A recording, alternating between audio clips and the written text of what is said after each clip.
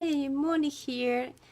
I am the founder of Feng Shui Friends and the creator of the 9 Steps of Feng Shui system, and today we're talking about bad neighbors. So today I want to share with you the story of a really bad neighbor I used to have, and it happened right after we moved to Tennessee, my husband and my 2 kids, and the neighbors, were exceptionally friendly. When we first, before we even bought the house, when the house was on contract, the former owners of the house, they invited us to an open house to meet the neighbors. So the wife, she was a very good cook, and she had cooked a bunch of delicious things, and she invited the neighbors that were closest to us, the ones that she knew. And so we got to meet a bunch of the neighbors, and they were also very friendly. So it was a really great experience. But one of the neighbors did not come, and it was the neighbor to the left of us. When we're looking from our front door to the outside, she's to the left of us. So she'd be to the right if you were looking across the street. And she doesn't live here anymore. In fact, she passed on. But I want to tell you what a bad neighbor she was. Now, from a very early age, my grandmother taught me about the importance of being a good neighbor and of having good neighbors, because you don't ever know when you're going to need something.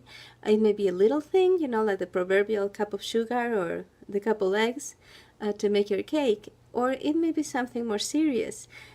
It's so important to have good neighbors, and unfortunately in the United States now there is this culture, because of problems with bad neighbors, there's this culture of saying, I don't want any neighbors, and I just want to go live in the boondocks where I'm not close to anybody. I don't ever have to deal with anybody's drama. And, at some point I want to share with you the stories of how bad this turned out for some of my clients who actually took the steps to go and get a property, go live in the boondocks, and then the things that happened and how unhappy they were from not having any neighbors. But today, back to the story of this one bad neighbor, right? And so when we first moved in, she seemed okay. She'd say hello, she smiled, and we didn't know that she had a handicap sticker in her car. We did not know at the time that the handicap was for debilitating migraines. But one of her relatives told us later on that they thought she had serious emotional problems and maybe even a mental illness that was undiagnosed. And so the thing is, this woman had had problems with other neighbors before. And she believed that she had a right to the street in front of her house. So she thought that was her property, that if anybody parked in front of her house, that was they were invading her property. So she was severely paranoid. And so she had the neighbor on the other house, on the other side of her house. He was actually a cop. And she had called the cops on him because one time he had parked his truck in front of her house. And at the time, the policeman that came to her call, to her 911 call, believe it or not, they came and told her, the street is a public space. You don't have a right to the street. Anybody can come park here for any amount of time. The only times that you can call the police about somebody parking in front of your house is if they are blocking your driveway or blocking the access to your mailbox.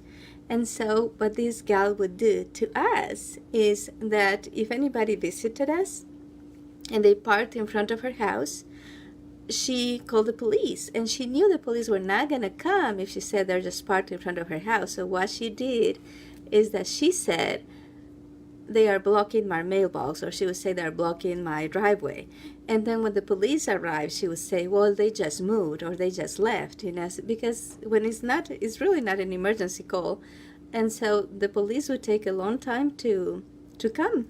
And so what happened was that she would do these things, right? She would call the police whenever somebody was visiting us and they parked in front of her house. So after this happened a couple of times, we became paranoid about telling anybody, do not ever park in front of her house, right? And so this thing happened where when someone came to visit us and they were parked in front of our house, but their bumper, so like the 10 inches of their bumper, was in front of her property. So she called the police on us again. And of course, we had to explain to the police officers, she had said that that our friends were blocking her driveway, so we had to explain to the police officers again and again and again. And they said they understood, but they had to respond to the call, and they had to address her concerns and talk to us. And so that was the beginning of the craziness. Then one day, we hear a knock on the door, and it's her sister and her husband. And they say, my sister's mailbox has been vandalized. Do you know anything about it? Have you seen anything? And in the beginning, we're like, we didn't even know her mailbox had been vandalized. So we said, no, we actually had no idea this had happened. We just don't know what's going on. And as the conversation progressed, I realized that the sister didn't come to see if we had any information about the mailbox. The sister was convinced because her sister had told her that my husband had vandalized her mailbox. And we didn't even know it had happened. And so she had told her sister that my husband was very upset at her because she had called the police on us because of people parking in front of her house. And that to get back at her, he had grabbed a baseball bat, and vandalized her mailbox. And so the sister had actually come to threaten us because she kept saying, my sister, she lives alone. So we got her a really large German Shepherd, and the German Shepherd would never attack anybody unless if they're trying to invade her property or they're trying to hurt anything in her house. So at some point we realized, the sister thought that it was my husband, and it was actually a threat that if we ever went again to her house, she was going to send the dog after us. And so after that, we're like, okay, this woman is psycho. So there was a line on the curb that marked where the property limits were. And so I just put a sign right there. I had some yard signs made, and to our friends, my husband, he by then he has started working from home. He's a chiropractor, and so a sign for his patients, please do not park beyond the sign, and on the other side, please park on this side, to make sure that nobody ever parked there. But she, because she had called people because the bumper was in front of her property, then I just told my husband, let's do this, let's just us park over there, so no one can ever park on the part of the curb that is between our driveway and her driveway, so no one ever parks in front of her house. Now, she had no right to request this from us, right? Because the street is public space. And so, but we said, this person is obviously, she's unhinged, she's not well, so the last thing we want to do is provoke her.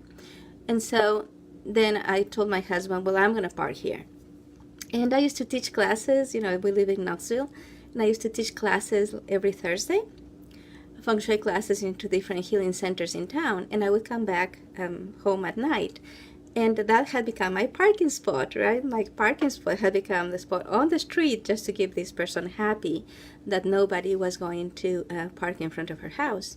And so one night I come home and I open the trunk, right? And of course, to open the trunk, I am stepping on the public street in front of her house because I am used to parking to the limit of the property limit, right? And so while I'm getting things out of the trunk, all the materials that I took for my classes, like the whiteboard and the markers and all the things I carried in the trunk, and she comes to her door and she brings the dog and she starts threatening me that she's gonna send the dog after me because I'm standing on the public street in front of her house. So that's how crazy she was. But things got worse. They got even worse. After a while, she started dumping her coffee every morning on our cars. And so she would go in the morning, because now she had a dog, right? So she had to walk the dog, and apparently she wasn't happy about having to take care of a dog. And she believed that she had to take care of this dog because of my husband vandalizing her mailbox. And so she would go get coffee. She would drive to the convenience store, get coffee, and then get the dog and take the dog out for a walk. And it was in the early morning before she went to work. So she would take her coffee like loaded with sugar. And then she would throw the coffee on our cars. And so by the time we woke up or by the time we got out to go anywhere, because we both work from home, the coffee and the sugar would be caked on the paint or on the window. So we had to start our day every day by cleaning this mess that she made. And so we had never seen her do it, right? But she was a chain smoker, so we would find all sorts of cigarette butts on our yard that she would throw. So it had become her habit to just throw the cigarette butts in our yard. And so when, going back to the mailbox incident that I was telling you about before, one day we come home and we find that somebody has smashed her garage door. And then we learn that the person who smashed her garage door was a boyfriend that used to live with her until a couple of months before we moved in. And they had had such a bad breakup, that he hated her guts. So he ran into her garage door with his truck, with a big truck. And so it turned out that it was the boyfriend that had vandalized the mailbox. And so, but this person was completely unreasonable, right? And so one time she put a no trespassing sign in the backyard, but she put it in our yard. If you watch my previous video about dealing with a bad neighbor, you will probably already know that I'm very conscious of property limits, and whenever I move into a place, I want to know where the property limits are. And so before we bought the house, I had become very aware of where the property limits were. And she, my children would play in the backyard with me, and so she had put a no trespassing sign, and it was in my yard. And so, of course, I couldn't deal with that, but instead of picking up a fight with her, I just called the person, to come and measure to put as a fence in the backyard. And when this person came in, she freaked out. She was paranoid, so she called again her brothers and sisters, and they came over rushing, thinking there was a real emergency with her. And they came and said, you're... my sister said that she saw you measuring for a fence within her property limits. And I said, no, in our fence. And actually, because I didn't want to have a fence that was touching her property, I was actually going to build a fence 18 inches from the property line, which is part of the regulations of the city of Knoxville. You cannot build a fence right on the property line. You have to go 18 inches inward. And it's not a requirement for us because we're in the county, but I decided I was going to go by that rule just because I did not want to have anything, a wall, a fence touching her property. I wanted there to be some buffer.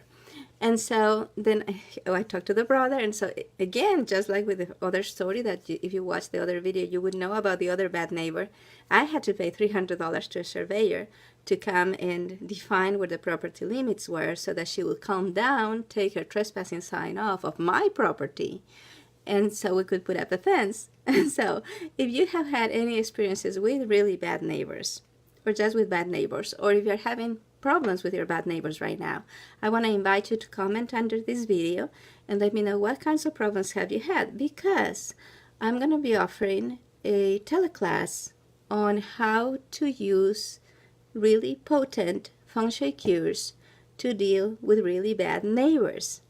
And when I do that teleclass, I want to make sure I include cures for the kinds of problems that you have dealt with.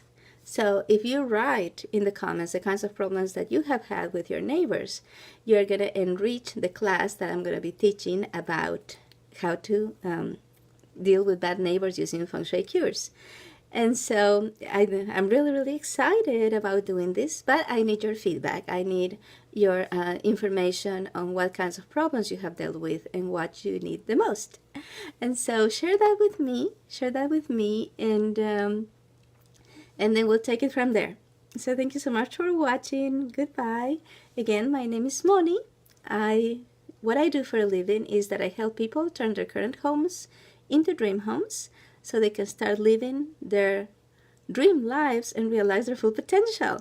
I can do this because I have studied Feng Shui, the ancient Chinese art of space arrangement, for over 20 years, and I also have a degree in architecture from my country, Ecuador. And so I put these two things together to help people make their homes into their BFFs, their new BFFs, their best friends, instead of being their hidden enemies that are working against them. So Let me know also in the comments if you would like to have more information about how you can work with me so that I can help you feng shui your home so your home becomes your new BFF, your dream home. Bye bye.